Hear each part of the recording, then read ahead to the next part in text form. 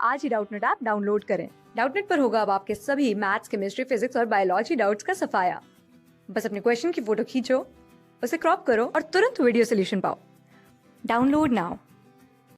इस क्वेश्चन में हमें दिए गए टर्म्स को डिफाइन करना है।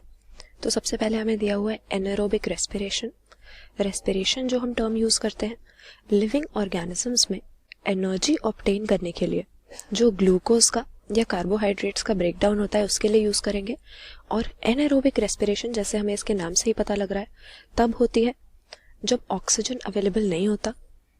तो ऑक्सीजन की एब्सेंस में जब इनकम्प्लीट ऑक्सीडेशन या हम कहेंगे ग्लूकोज का इनकम्प्लीट ब्रेकडाउन होता है, इसे हम एनारोबिक रेस्पिरेशन का नाम देते हैं।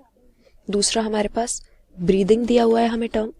वैसे साइंटिफिक टर्म्स में ब्रीदिंग को हम पल्मोनरी वेंटिलेशन कहते हैं और हमारी बॉडी में हम इसको रेस्पिरेटरी सिस्टम का ही एक हिस्सा मानते हैं, क्योंकि हमें एनर्जी ऑब्टेन करने के लिए ऑक्सीजन की ज़रूरत है और ये ऑक्सीजन हमें ब्रीदिंग की प्रोसेस से या पल्मोनरी वेंटिलेशन की प्रोसेस से ही एटमॉस्फेयर से यानी एटमॉस्फेरिक एयर से ऑब्टेन करना पड़ता है। थर्ड हमें दिया हुआ है वाइटल कैपेसिटी। अब ये टर्म हमारी लंग्स के साथ उनकी वॉल्यूम से रिलेटेड एक टर्म है। वाइटल कैपेसिटी में हम एक नॉर्मल ब्रीदिंग की प्रोसेस को नहीं बल्कि फोर्स्ड इंस्पिरेशन या फोर्स्ड एक्सपिरेशन को कंसिडर करते हैं। वाइटल कैपेसिटी लंग्स की वो मैक्सिमम वॉल्यूम है एयर की जो कि हम इंस्पायर कर सकते हैं फोर्स्ड एक्सपिरेशन के बाद या एक्सपायर कर सकते हैं एक फोर्स्ड इंस्पिरेशन के बाद में। इसके बाद हमें दिया हुआ है टाइडल वॉल्यूम। अब टाइडल वॉल्यूम में अनलाइक वाइटल कैपेसिटी हम एक नॉर्मल पल्मोनरी वेंटिलेशन को या नॉर्मल ब्रीदिंग को कंसिडर कर रहे हैं, जिसमें हम कोई भी कॉन्शियसली डीप ब्रीदिंग करने की कोशिश नहीं कर रहे हैं। तो एयर की वो वॉल्यूम जो हम नॉर्मल इंस्पिरेशन में इनहेल करेंगे या नॉर्मल एक्सपिरेशन में एक्सहेल करेंगे वो टाइडल वॉल्यूम हो जाती है हमारी लंग्स की।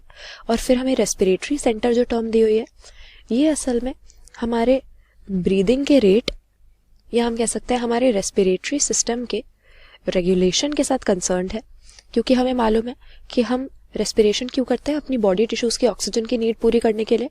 लेकिन बॉडी टिश्यूज की नीड्स वेरी कर सकती है और हमारी बॉडी में डिफरेंट सब्सटेंसेस की कॉन्सेंट्रेशन भी बदलती रहती है।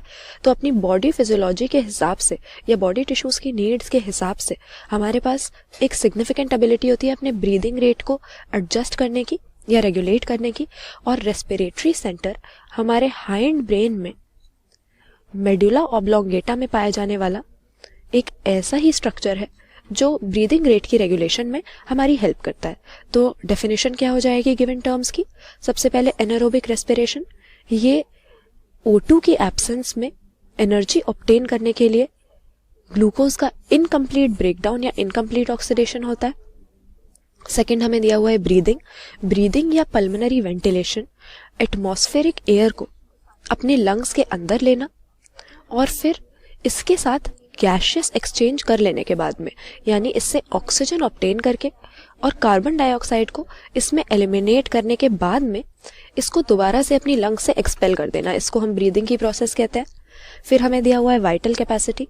ये हमारे लंग्स के साथ रिलेटेड वो मैक्सिमम वॉल्यूम है जो हम एक फोर्स्ड इंस्पिरेशन के बाद एक्सपायर कर सकते हैं या फिर फोर्स्ड एक्सपिरेशन के बाद इंस्पायर कर सकते हैं। टाइडल वॉल्यूम नॉर्मल ब्रीदिंग के साथ या टाइडल ब्रीदिंग के साथ रिलेटेड है। ये वो वॉल्यूम होती है हमारी लंग्स में एयर की जो हम एक नॉर्मल इंस्पिरेशन में इनहेल करते हैं या नॉर्मल एक्सपिरेशन में एक्सहेल करते हैं। और रेस्पिरेटरी सेंटर हमारे मेडुला में पाया जाने वाला एक ऐसा रीजन है जो ब्रीदिंग रेट की रेगुलेशन में हमारी हेल्प करता है। क्लास 6 से 12 से लेके नीट, IIT, JEE मेंस और एडवांस के लेवल तक 10 मिलियन से ज्यादा स्टूडेंट्स का भरोसा। आज ही डाउनलोड करें डाउटनेट ऐप या व्हाट्सएप कीजिए अपने डाउट्स 8400 400 400 पर।